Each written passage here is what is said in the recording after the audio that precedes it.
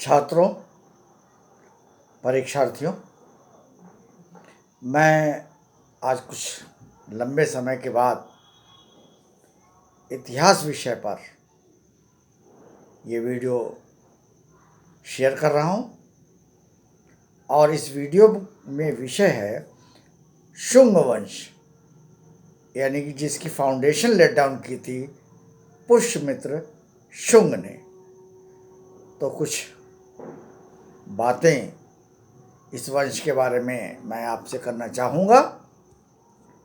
देखिए, मौर्य वंश के अंतिम शासक बृहद्रथ अपनी शासन नीतियों के कारण कुछ कमज़ोर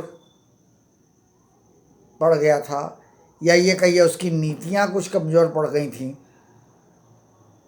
जिसका लाभ उसके सेनापति पुष्यमित्र शुंग ने उठाया था। ठीक है, और उसने उनको मारकर स्वयं को शासक या राजा घोषित कर दिया था और शुंग वंश की नींव रखी थी।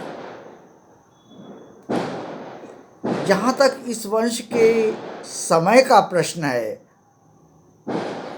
तो इतिहासकार एक मत नहीं है, थोड़ा थोड़ा डिफरेंस है उसमें।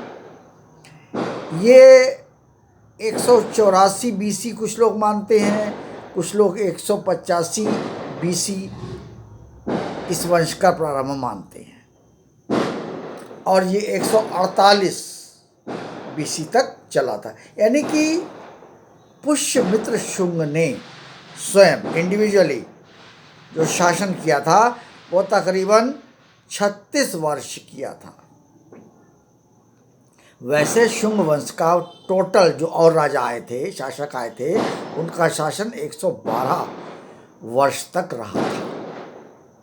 ठीक है, तो इसका शासनकाल जो था वो काफ़ी सुदृढ़ था, लेकिन इसके शासनकाल में यवनों के 2 आक्रमण हुए थे।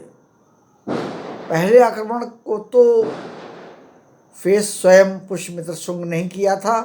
दूसरा जो आक्रमण हुआ था वो इसके पौत्र ने फेस किया था या लड़ा था, और उसमें यवन शासक था मिनेंडर और इसके पौत्र का नाम था वसुमित्र। ठीक है, अंडरस्टैंड।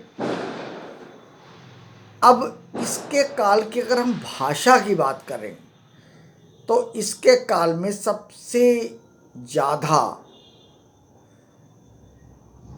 जो भाषा प्रयोग होती थी या कहिए प्रभावी थी वो थी संस्कृत, और इसी के काल में पाणिनि का अष्टाध्यायी भी लिखा गया था।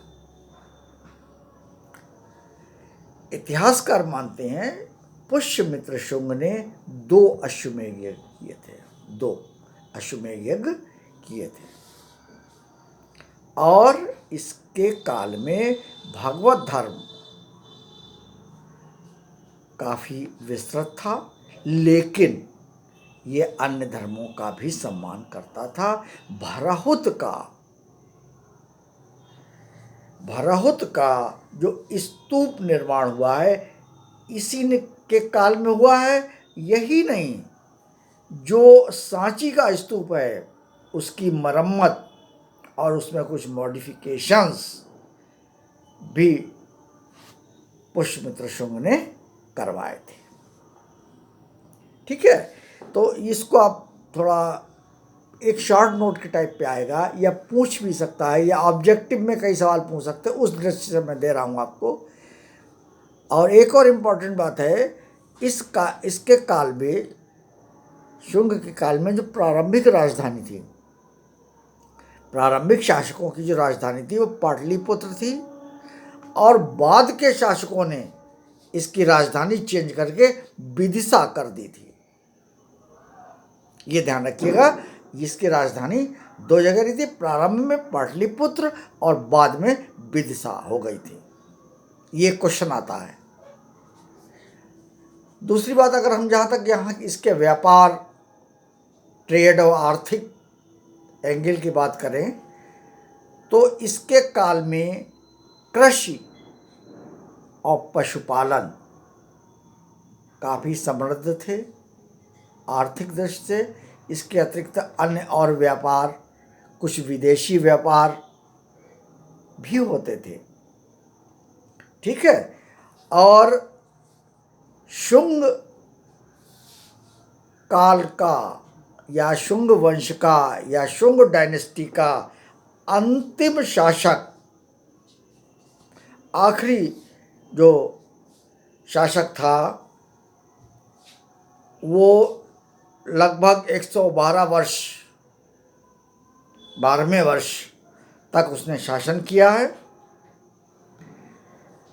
और वो भी अपने शासनकाल में बाद में वीक हो गया था, जिसको कि अन्य वंशों ने समाप्त कर दिया था।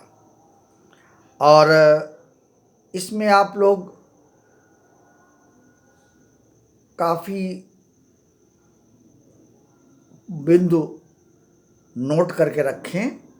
मोस्टली ये ऑब्जेक्टिव फॉर्म में आता है, इसके सवाल ऑब्जेक्टिव क्वेश्चंस में आते हैं, लॉन्ग में नहीं आते हैं, क्योंकि ये डायनेस्टी ही छोटी थी। और इसको ध्यान से पढ़ें। जो नए हमारे व्यूवर्स हैं, जो देख रहे हैं, वो इसको सब्सक्राइब अवश्य कर दें।